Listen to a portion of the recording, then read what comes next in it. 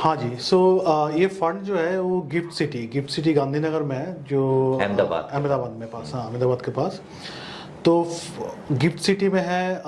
उसका जो rules and regulation बहुत सिंपल है। जो सिंगापुर या दुबई में आप सुने होंगे कि DIFC करके है, ACZ है बेसिकली, एक स्पेशल इकोनॉमिक जोन है। जहाँ जहाँ पे वो इंडिया में तो है फिजिकली, लेकिन वो एक्चुअली इंडिया में नहीं है। तो उसका रूल्स एंड रेगुलेशन बहुत अलग है, बिल्कुल ही मतलब इंडिया का रूल्स रेगुलेशन उसमें लागू नहीं होता है। ऑफ कोर्स उस पर भी रेगुलेटर्स वगैरह है, बहुत अच्छे से अपॉइंटेड है। सो आपका जो पैसा रहता है वो बहुत सिक्योर्ड रहता है, तो उसमें कोई दौड़ाया नहीं है। हाँ नमस्कार, मेरा नाम विकास अग्रवाल है और मैं AIF एंड PMS एक्सपर्ट्स का CEO हूँ। AIF मतलब ऑल्टरनेटिव इन्वेस्टमेंट फंड, जिसमें मिनिमम इन्वेस्टमेंट टिकट का जो साइज होता है वो 1 करोड़ का होता है। And PMS is your portfolio management services, जिसमें मिनिमम इन्वेस्टमेंट जो है तो हमारी जो कंपनी है उनका ये हमारा जो मिशन है कि इस प्लेटफॉर्म के थ्रू AIF और PMS एक्सपर्ट्स के थ्रू ज़्यादा से ज़्यादा इन्वेस्टर्स के पास में हम पहुंच सके। और चूंकि ये इंडस्ट्री काफ़ी स्कैटर्ड है, मतलब काफ़ी फैली हुई है, हमारी कोशिश ये रहती है कि इसको कैसे हम एक जगह पे लेके आए, हम अपने डेटा एनालिसिस को इन्वेस्टर के साथ में पहुंचा सके, जिसमें अलग अलग पैरामीटर पे हम उसे एनालाइज करते हैं और उसके द्वारा जो निवेशक हैं वो ज़्यादा से ज़्यादा इसका लाभ उठा सकें।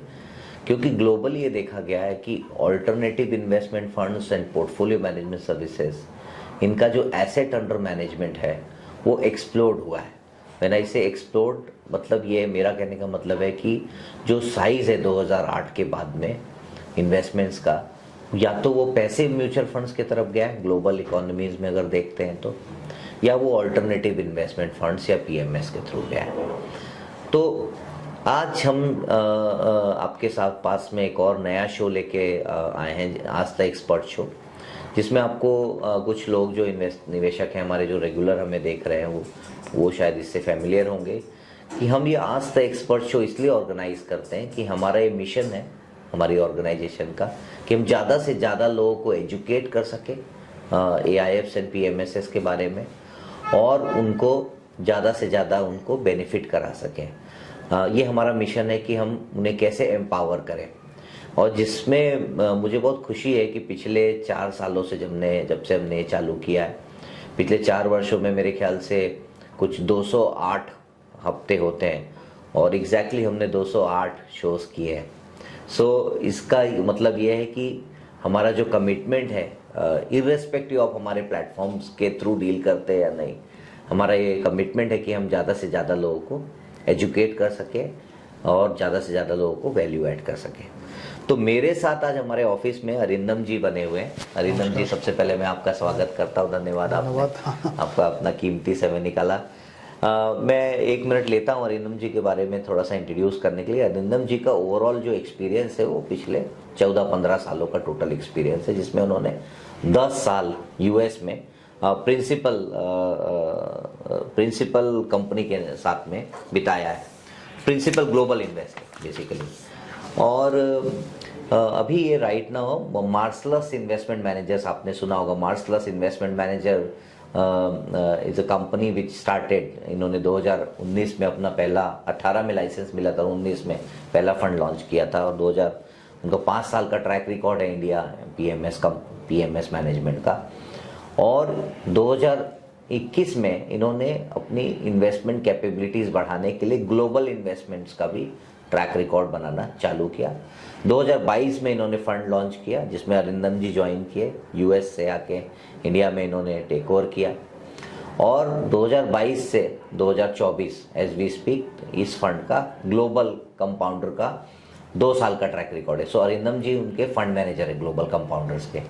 तो अरिंदम जी, सबसे पहले मैं आपको फिर से धन्यवाद देता हूँ कि आज आपने अग्री किया कि हमारे इन्वेस्टर्स के लिए के साथ में बात करने का। नहीं, अच्छा लगा, बहुत अच्छा लगा आके। सो धन्यवाद आपके आमंत्रण के लिए। जी, तो सबसे पहले थोड़ा सा आप अगर अरिंदम जी अपने बारे में थोड़ा सा बता दें हमारे दर्शकों को, और मार्सलस इन्वेस्टमेंट मैनेजर के बारे में थोड़ा सा बता के कि ग्लोबल फंड जो आपने स्टार्ट किया वो कैसे चालू किया और आगे क्या देख रहे हैं आप इसमें?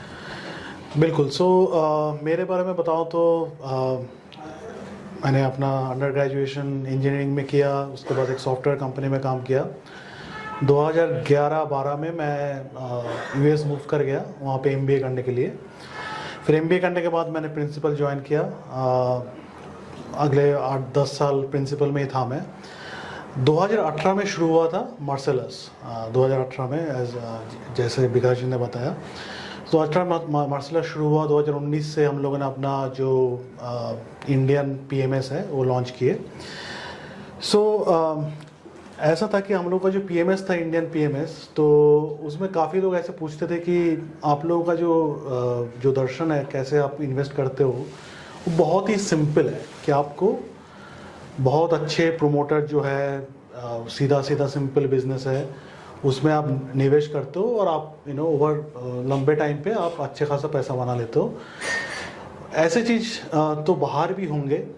तो उस टाइम पे ये पहली बार ये मेरे ख्याल से आइडिया आया था कि ऐसा कुछ कर सकते हैं। तो 2021-22 के आसपास मैं सोचा कि मैं सौरभ जो मार्सेलस का फाउंडर है उनसे बात हुआ, तो हम लोग सोचे कि इस बारे में सोचा जा सकते हैं, क्योंकि जैसे इंडिया समय के साथ साथ काफ़ी वेल्थ बढ़ रहा है इंडिया में, तो निवेश करने के लिए आपको डिफरेंट ऑप्शन चाहिए होता है। तो ऑप्शन बोले तो जैसे हम लोग डोमेस्टिक में स्टॉक में करते हैं, बॉन्ड में करते हैं, तो सिमिलरली मतलब अगर बस इंडिया के जाएगा, आप बाहर भी करना चाहते हो, उसका ज़रूरत है। हम लोग को ऐसा लगा, बस हम लोग को नहीं लगा, हमारे जो क्लाइंट्स थे वो लोग भी बोले कि ऐसा अगर हमारे पास ऑप्शन हो, हमारे पास अगर ऐसा सुविधा हो तो अच्छा है। तो ये सोच के हम लोगों ने फिर इस फंड के बारे में सोचे कि ऐसा किया जा सकता है। फिर हम लोगों ने 1-1.5 साल लगाए, 1 साल करीब लगाए कि कैसे करें इसको, क्योंकि जो रिसर्च करना होता है इस पे, जो हम लोगों को टाइम लगाना पड़ता है। हर एक कंपनी, जो बाहर में इतने सारे कंपनी है, तो कहाँ पे करना है, किसको नहीं करना है। तो हम लोगों ने एक बनाया, एक काइंड ऑफ अनुशासन, मतलब एक फ्रेमवर्क टाइप बनाया, जिसके थ्रू हम लोग कोशिश करते हैं कि जो पूरी दुनिया में अच्छे अच्छे कंपनीज है, जो अच्छे से आपके जो निवेश है उसको बढ़ा सकता है लंबे टाइम पे। तो यही है, मतलब दैट इज़ फिलोसॉफी ऐसा ही है हमारे पास। तो आगे चल के अगर देखें तो हम लोग जो बोलना चाहते हैं कि डाइवर्सिफिकेशन जो है वो इम्पोर्टेंट है, क्योंकि मैं उसी के बारे में थोड़ा सा आपसे और पूछना चाहता हूँ कि देखिए, हमारे जो निवेशक है तो इंडिया में इन्वेस्ट कर रहे हैं, म्यूचुअल फंड के थ्रू कर रहे हैं। म्यूचुअल फंड तो सही है, इसमें तो कोई दो राय नहीं। बिल्कुल बिल्कुल। AIF आ गए, PMS आ गए, ब्रॉडली ये 3 इंस्ट्रूमेंट है जिसे सेबी रेगुलेट करता है, और तीनों इंस्ट्रूमेंट के थ्रू इन्वेस्टमेंट्स चल रहे हैं। अब इनका कॉन्फिडेंस भी आ गया है पिछले 5 से 10 सालों में, 15 सालों में, कि भाई इन्वेस्टर्स का अच्छा कंपाउंडिंग हो रहा है।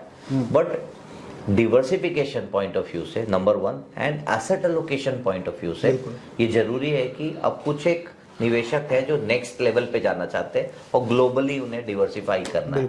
तो ये कैसे किया जा सकता है और क्यों करना चाहिए?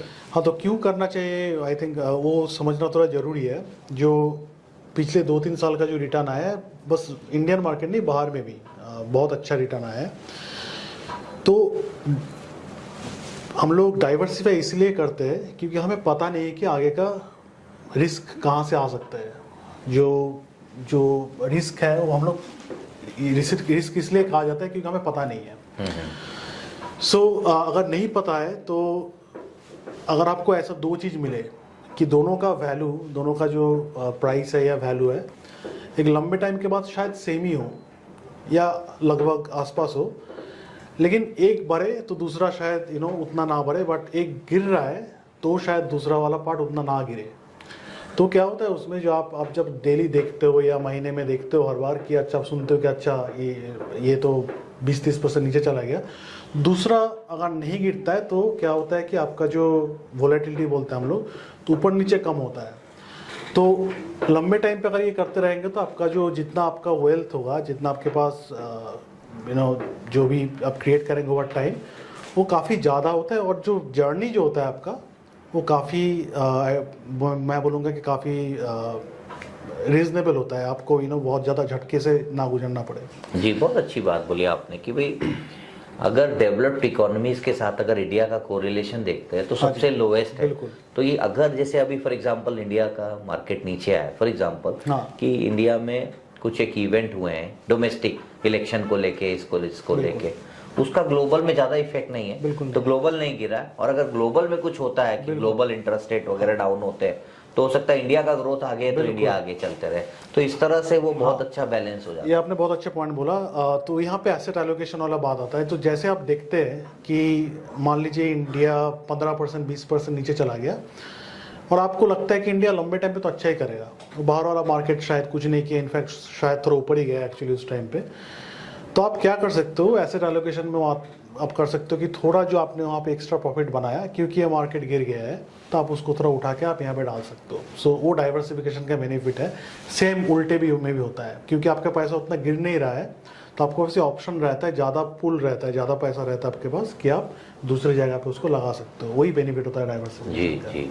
तो इसमें आप थोड़ा सा फंड के बारे में बताएंगे कि क्या साइज है, मिनिमम टिकट साइज क्या होता है और कैसे स्टार्ट किया जा सकता है? हाँ जी। सो ये फंड जो है वो गिफ्ट सिटी गांधीनगर में है, जो अहमदाबाद में पास, हाँ अहमदाबाद के पास।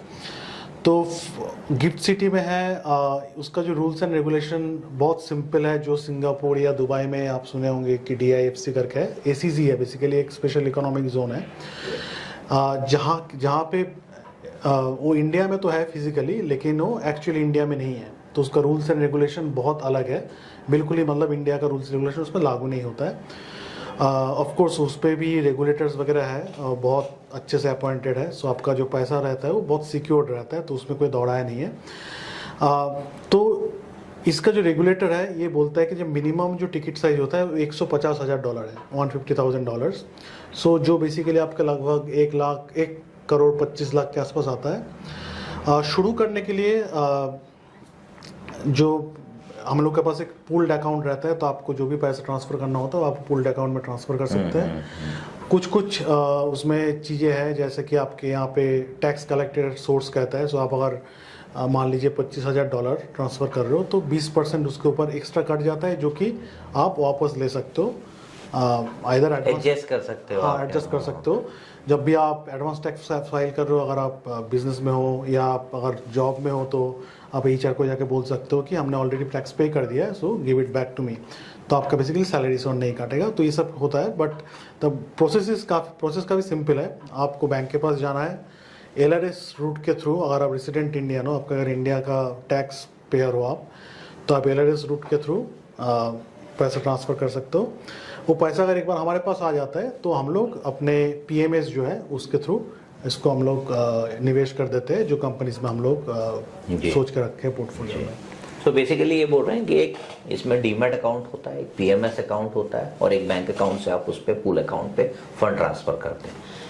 बहुत ज़्यादा जानने की आपको इस समय ज़रूरत नहीं। अगर आपको इसके बारे में जानना है तो आप हमारी टीम के पास में संपर्क बना सकते हैं, वो आपको बाकी का ऑपरेशन एस्पेक्ट इसको कवर करेंगे। अभी जानना चाहते हैं अरिंदम जी कि ये फंड की आपकी थॉट प्रोसेस क्या है, कि भाई आप कैसे ग्लोबली फंड सेलेक्ट करते हो, सबसे इम्पोर्टेंट एस्पेक्ट, कितने कंपनियों का पोर्टफोलियो बनाते हैं, कितना चर्निंग रेशियो है पोर्टफोलियो पे, और कितना रिटर्न अभी तक डिलीवर किया आपने, और कितना रिटर्न आप एक टारगेट करते हैं इंटरनली कि इस तरह के रिटर्न्स में हमारे इन्वेस्टर्स को जनरेट होना चाहिए consistently with the track record, back testing track record. बिल्कुल। सो हम लोग मोस्टली US मार्केट, US नहीं तो अमेरिकन मार्केट, नहीं तो यूरोपियन मार्केट। सो अमेरिकन बोले तो इट इज़ मुंबई, थोड़ा से it is US and Canada, और वेस्टर्न यूरोप में हम लोग निवेश करते हैं। वेस्टर्न यूरोप तो फ्रांस, स्पेन, नॉर्डिक कंट्रीज जैसे हो गया, आपका स्वीडन, नॉर्वे, UK वगैरह, ये पूरा करता है। तो हम लोग ने जब लॉन्च किया 2 साल पहले, तब से मार्केट कुछ 22% रिटर्न दिया है डॉलर टर्म में, 22% केगर, और हम लोग का 27-28% का रिटर्न है फ़ी निकालने के बाद। तो करीब 5-6% का जो अल्फ़ा बोलते हैं एक्स्ट्रा रिटर्न जो आता है मार्केट के ऊपर, वो डिलीवर किए। आगे चल के अगर सोचा जाए तो लंबे टाइम में अगर देखा जाए तो S&P 500 जो हम लोग का बेंचमार्क है, S&P 500 एक्चुअली हमारा यहाँ पे जैसे निफ्टी है, निफ्टी 50 या सेंसेक्स है, यूएस का सबसे बड़ा बेंचमार्क है, एक्चुअली दुनिया का सबसे बड़ा बेंचमार्क माना जाता है S&P 500 को। तो S&P 500 60-65 साल का अगर हिस्ट्री देखा जाए तो कोई भी रोलिंग 15-20 साल के उसमें वो 9 से 10% डॉलर रिटर्न देता है, डिविडेंड अगर जोड़ के देखें तो historically that is been the case, वही ऐसे रहा है।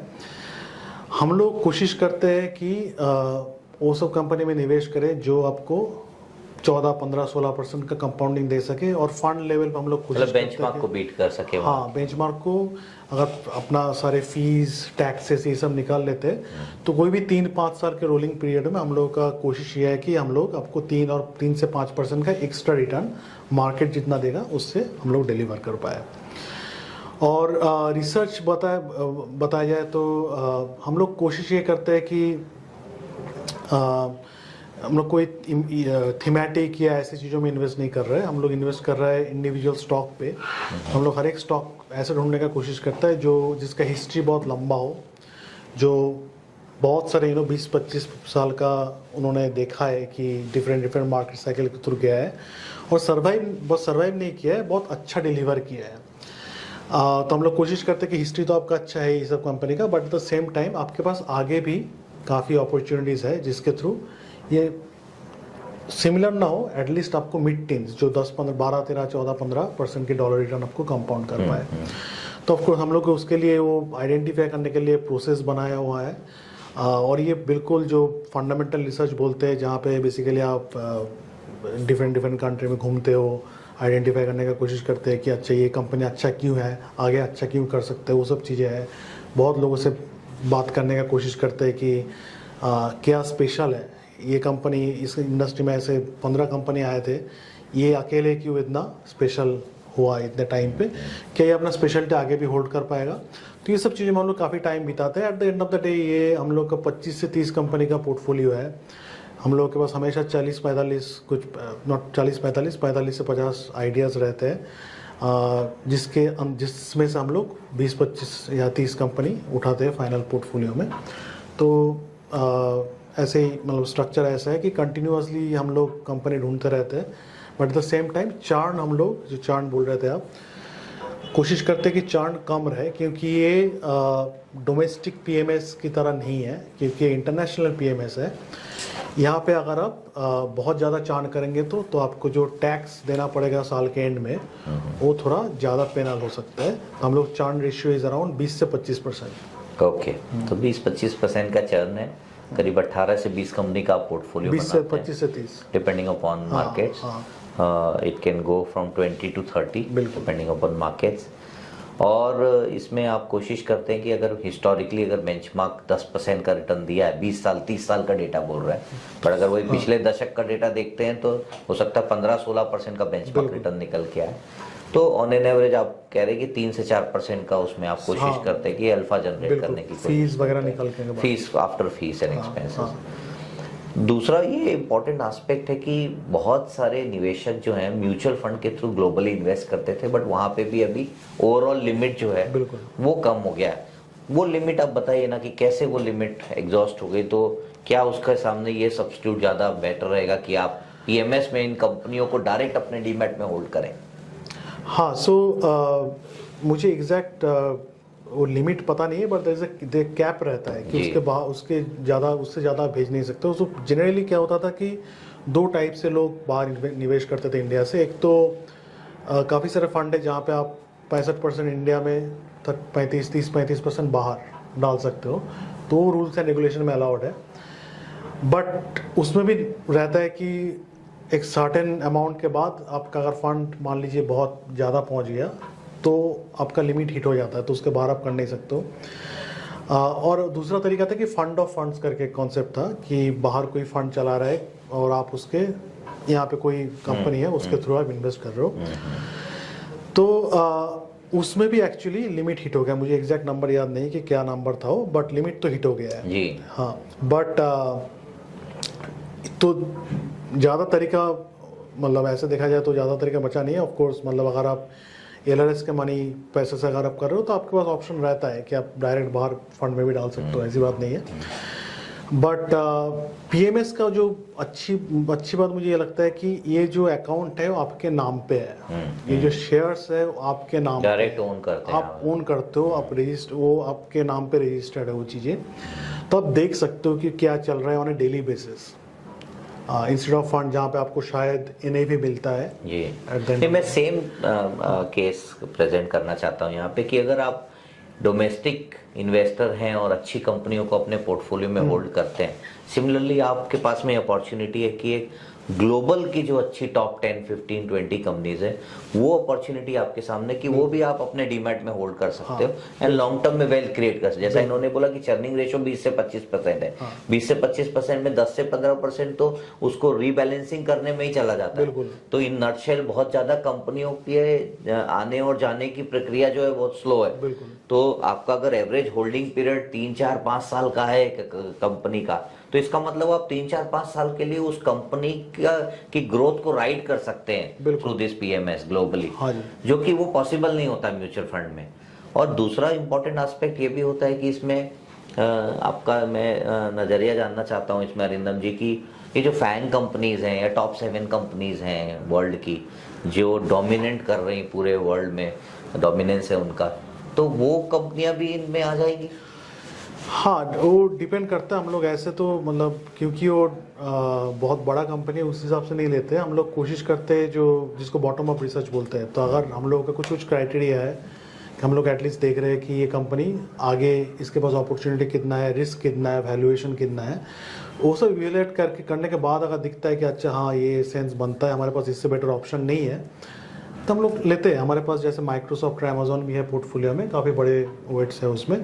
बट जनरली हम लोग जो जनरल अप्रोच होता है कि बड़े कंपनी है तो आप उसको रखना ही है, वैसे हम लोग जनरली नहीं करते हैं। ओके, तो मतलब ये आपके बॉटम अप अप्रोच पे, अगर आपके फिल्टर में वो फिल्टर जब स्लाइड रन कर रहे हैं, अगर फिल्टर में वो फिट हो रही है तो ही आप उसके फिल्टर और फंडामेंटल फिल्टर भी वो भी जो आप काम कर रहे हो। राइट। ठीक है जी, सो बहुत बहुत धन्यवाद आपका फिर से, आप बहुत अच्छे से फंड को हम लोगों ने डिकोड किया। Thank you to all our निवेशक, उन्होंने उतना समय दिया हमें, अपना कीमती समय, और इसे सुना। इस फंड के बारे में या ग्लोबल इन्वेस्टिंग के बारे में या टैक्स सेटअप के बारे में, इस तरह की कोई भी इंफॉर्मेशन चाहिए तो आप हेजिटेट मत करिए, AIFPMS.com में जाइए, वहाँ पे एक्सपर्ट्स के साथ में कॉल बुक करिए और हम आपको दोबारा आप हमारी टीम जो है आपके साथ में संपर्क बनाएगी। इनकेस आपको अरिंदम जी के साथ बात करना है, फंड कॉल लाइन अप करना है, तो भी आप वहाँ पे लिख सकते हैं और अकॉर्डिंगली हम लोग वो कन्वर्सेशन करके आपको मदद कर सकते हैं आपके निवेश में। विद दैट हम यहाँ से आपके लिए अलविदा लेते हैं। Thank you Arindam ji, thank you.